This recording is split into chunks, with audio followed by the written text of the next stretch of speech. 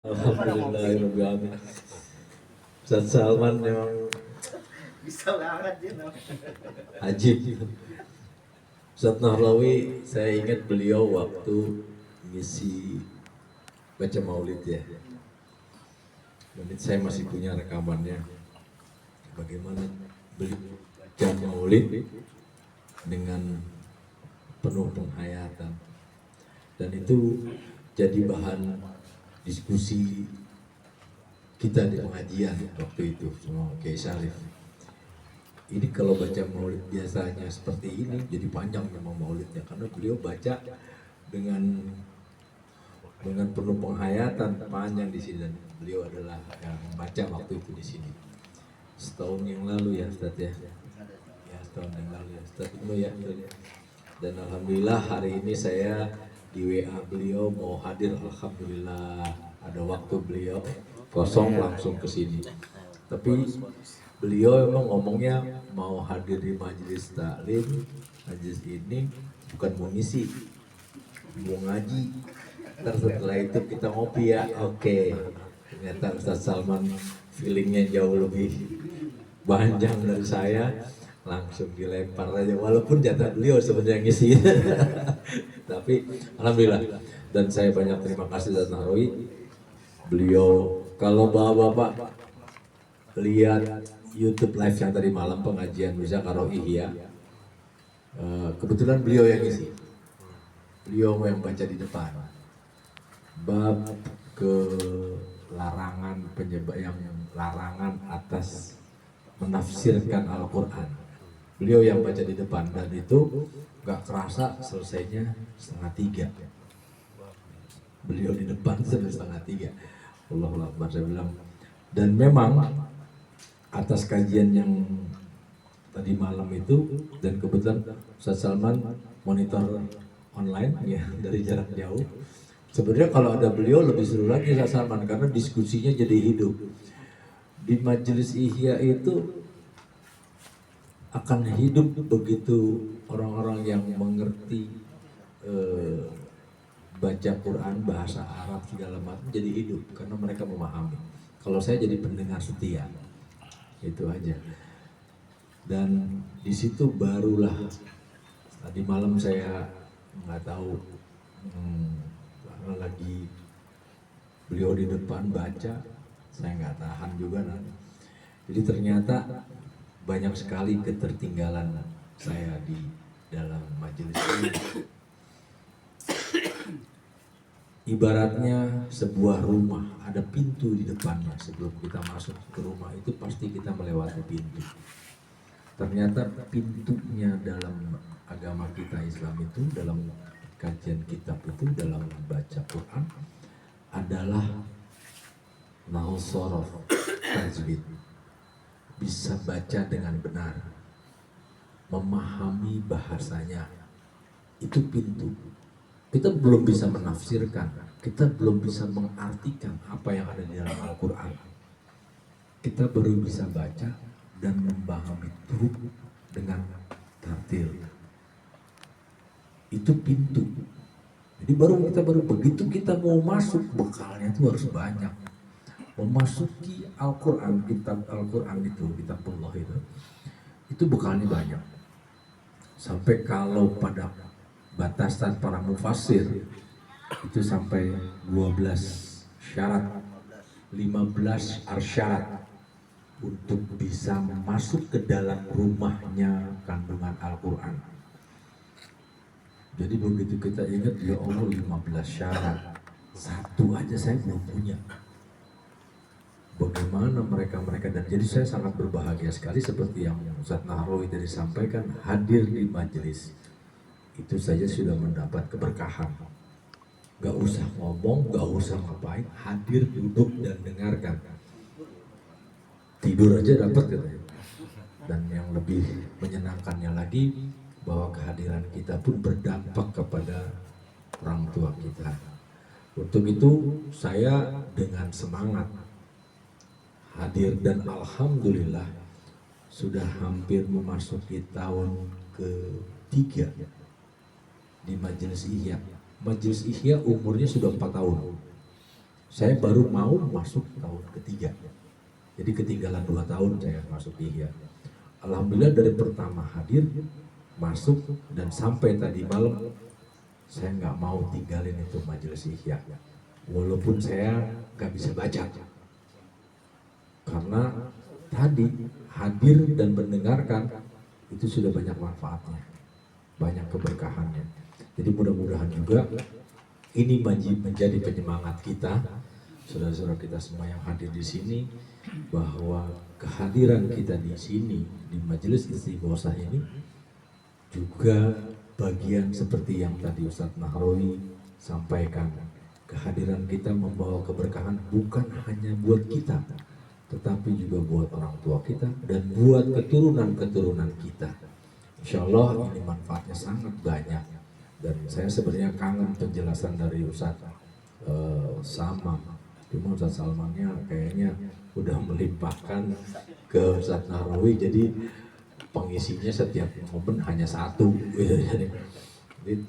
Dan sekaligus juga saya mengundang ke bapak-bapak hadirin sekalian bahwa nanti di bulan depan November pengajian kita rutin Istighosah yang akhir minggu biasa, itu minggu depan itu tanggal 27 November, Rabu malam Kamis ya Ustadz Ibnu ya.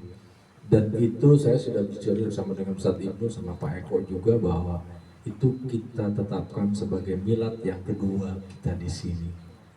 Dan saya sudah bicara dengan Kiai Syarif bahwa beliau yang langsung akan mengisi acara milad yang kedua. Jadi agak lebih berbeda lagi karena ini dianggap milad, dan kebetulan dan saya sisipkan juga itu menjadi haul orang tua saya. Karena kebetulan orang tua saya tanggal 27, bapak itu hari ulang tahun. Bapak saya itu pas ulang tahunnya di tanggal 27 November. Meninggal beliau di awal November. Ibu saya ulang tahun tanggal 26 Oktober, meninggalnya di tanggal 1 November. Beliau, ibu dan bapak itu. Dan saya lahir di November. Insya Allah. Amin, amin. Dan saya berharap doa-doa bapak-bapak tadi yang tadi Ustadz Ibnu segala macam, Ustadz Kariman cerita juga bahwa saya didoakan panjang umur. Saya juga pengen bawa-bawa panjang umur, jangan saya sendirian. Amin. Kalau saya sendirian, saya nggak kenal lagi orang baru lagi, orang baru. Panjang umur, kenalan lagi, baru lagi. Ya udah, kudu bareng-bareng. Jadi seumur. Kalau saya ketemu lagi yang lain masih muda, kita udah lebih tua.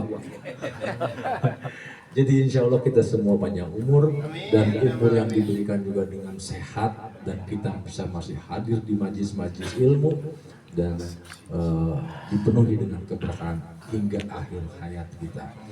Dan pelajaran berharga tadi malam saya dapatkan, saudara kita, tetangga kita, Bapak Edo meninggal, dan kebetulan dimakamkan tadi malam jam 8:30 berangkat dari sini malam ke Kenari di sana. Dan kebetulan saya yang minta Ustadz Herman untuk mimpin sholat jenazah. Di situ beliau ceritakan, dan itu jadi buat saya ini udah, beliau umur 51, Pak Edo. Seminggu yang lalu masih ketemu sama istri saya, ngobrol jalan di pagi, beli kue pagi sama istrinya. Istri saya cerita, Pak Edo udah jual jalan tuh, beli makanan pagi.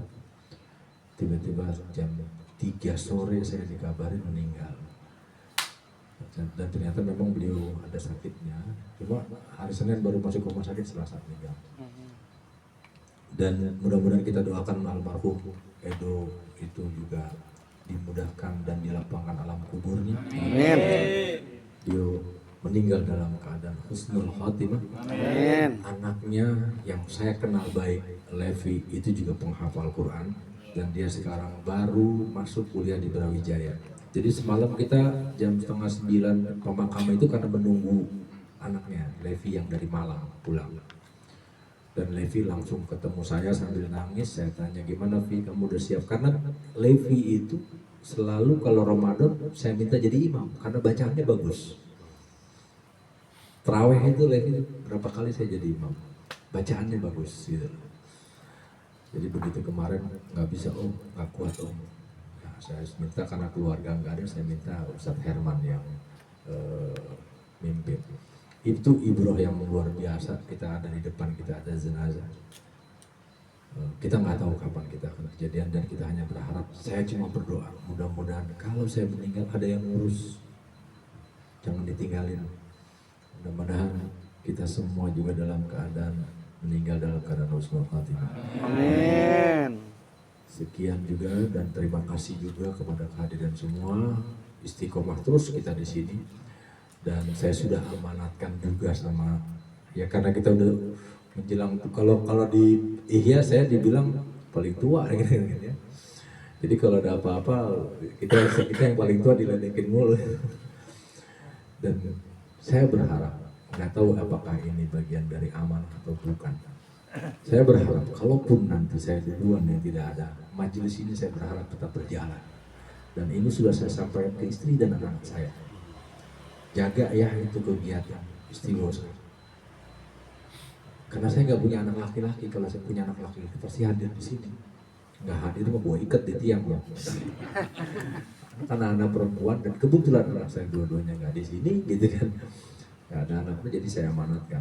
Kalaupun kalian wanita urus siapkan tempat, siapkan segalanya, istighosah jalan terus.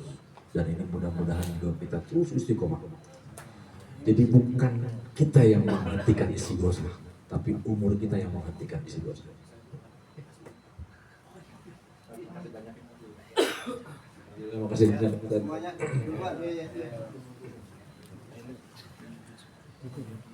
Sekali lagi banyak saya ucapkan terima kasih Pak Ustadz mimpin di istighosah malam ini. Mudah-mudahan Ustadz Salman juga jadi ingat. Dan saya sendiri sudah juga minta ke Kiai Sarif. Dan sudah saya sampaikan juga ke anak-anak. Kalau saya meninggal, imamnya beliau. Dan kalau saya meninggal, makamnya di Parung. Jangan dipindah. Karena saya sudah siapkan itu makam di Parung itu persis di depan majelis tempat anak-anak santri kita baca Quran. Jadi saya pengen 24 jam dibacain tuh. Jadi ini kuburan, nah di sini dia baca. Suatu saat bapak-bapak nanti saya ajak ke sana. Di pesantren sana cukup luas, ada sekitar 8.000 meter. Kalau kita bisa ada waktu. Nah situlah ada 2 kotak makam. Makam saya dan makam Kiai Syarif. Sini kita siap. Jadi siapa duluan? Kalau Kiai Syarif duluan, imamnya yang lain. Tapi kalau saya duluan, imamnya Kiai Syarif. Dan saya sekali lagi memohon, majelis ini tetap berjalan. Hanya umur yang akan menghentikan majelis ini. Satu demikian, saya banyak terima kasih dan sekali lagi saya mengucapkan mohon maaf apabila ada kekurangan. Semoga ini semua menjadi amal ibadah kebaikan buat kita semua dan keluarga dan juga lingkungan tempat kita tinggal. Dan saya doa-doa yang kita sampaikan juga bukan hanya buat kita dan keluarga, tetapi buat saudara-saudara kita di lingkungan kita tinggal. Insya Allah semua mendapat keberkahannya. Demikian, wassalamualaikum warahmatullahi wabarakatuh. Waalaikumsalam warahmatullahi wabarakatuh.